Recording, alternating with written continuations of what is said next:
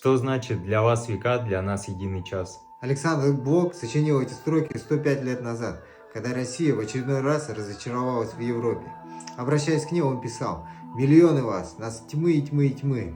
Намеренно используя слово «тьма», как адаптированное под русский язык понятие «тума».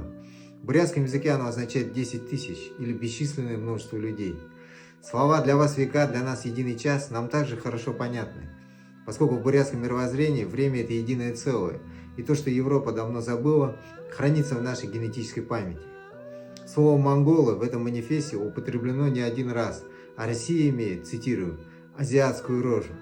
Сегодня мы снова вспомнили об этом и начали понемногу задумываться. А для чего мы так фанатично учили английский язык?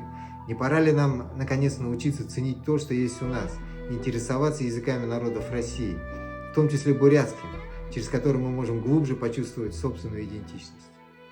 Нас тьмы и тьмы и тьмы.